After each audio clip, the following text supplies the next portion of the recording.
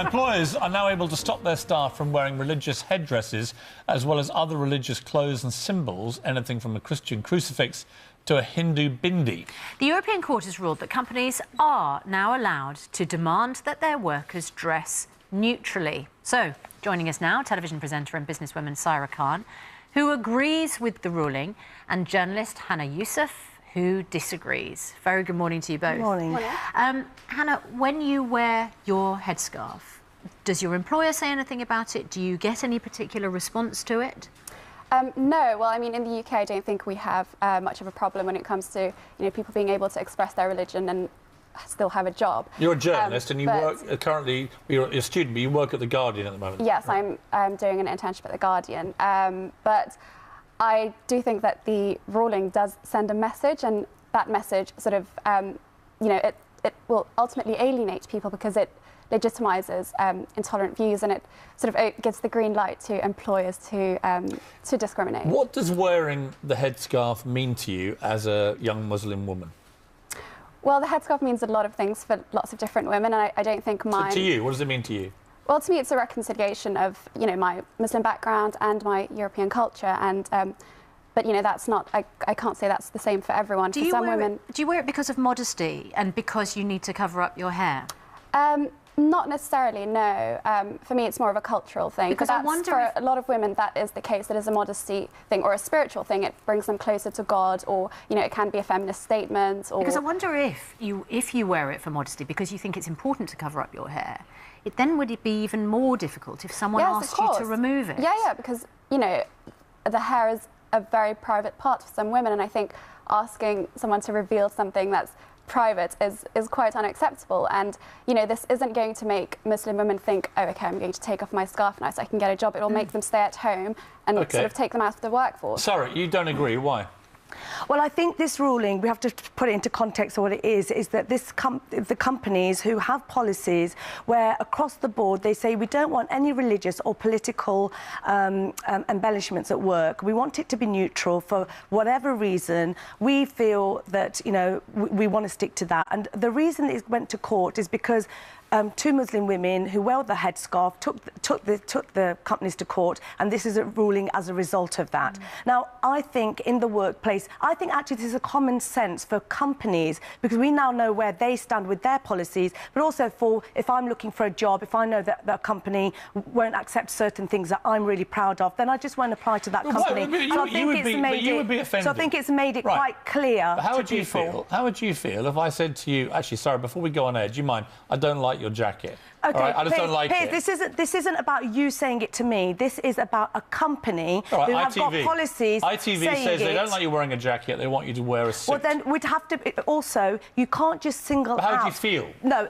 It's not about a feeling, this is about a ruling, and if you cannot single out a person for wearing a religious outfit just because of their religion... Hang on. No, hold on. Hang on. It's partly religion, but as we've already just been discussing, it's more than that. It's a spiritual thing. Absolutely. It's something that women... So if a company discriminated against Hannah for wearing a headscarf, they would be discriminatory. It's not your show, Sarah. No, I know, but you're not... You wouldn't mind letting me finish my sentence? My point is this. It's not just about religion for a lot of Muslim women who wear it. It can be for modesty reasons, to do with their, the culture that they've grown up in. Who are we to say to women, you must be less modest at work? Sorry. I'm not saying it's we. This is a company. If a company decides that it doesn't want political or religious embellishments at work across the board, this applies to Jewish people, it applies to Christian people, it applies to Islamic people. It's interesting that we've only got a lady in a headscarf. We should also have a Jewish person here, a Sikh person here, a Christian person here, because it affects everybody. And particularly for that company. Sarah is right that the ruling is aimed at all religions, but let's be honest, that this will disproportionately affect Muslim women. And, I do agree that it does provide clarity for employers to decide who they want in their work, but I don't think Muslim women have that. What about women who are not Muslim who want to wear a headscarf? And I mean, seriously. So Lots of women wear headscarves. It applies. If you are going to a company... What if you're not wearing it for religious reasons? If you want to go for a company and the company have made it very clear they do not want political or whatever, what if you're not wearing... What if you're a non-Muslim who is wearing it... What if you're a white English woman at work who actually quite likes the look of a scarf as part of her clothing? Do we ban... The rule still applies. It doesn't, though, does it? It does apply. It doesn't. It does apply. It doesn't apply. Well, the thing is then, a company director... Because it's not religious. It's not being worn for religious reasons. A company director will then actually use their common sense and actually say to that person, look, we don't actually, want you to wear it for whatever reason, or we may want you to wear it. It doesn't matter. This isn't a personal thing. This is a ruling, a legal ruling. Do you ban hats in the workplace? Caps? Do you ban everything? You take a common sense approach. That's what most companies do. The common sense approach appears... Your idea of common sense appears to be if you're a Muslim woman wearing it for whatever reason, you're not allowed to wear a scarf. If you're an English white woman, you can wear one. I'm saying common sense. It's not religious. It's a common sense approach. And in this country, I don't think it is common sense. In this country, we've had 5 high-profile cases where religious dress cases have been taken to the European Courts of Human Rights. And what this ruling actually stops is that kind of suing to take place. Can companies stop people wearing poppies on television?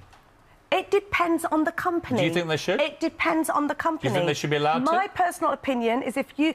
Look, I run a company and I would not enforce that kind of ruling. I actually look at skills, I look at talent, and I look at my bottom line. Should any company in Britain... Now, according to this, they could have the right... I can't talk for every company in Britain. I'm not asking you... I'm not asking you to talk for companies. I'm asking you whether you think, as a result of this law, it is right that a company would be able to stop its employees wearing poppies, because they're a political statement. I live in Britain, and I don't think that ruling will affect many companies in Britain, because in Britain we don't have a culture of neutrality. Okay. So that's where I think we are very different. Can I just give you the last word? And if an employer did ask you to remove your headscarf under this new ruling, would you?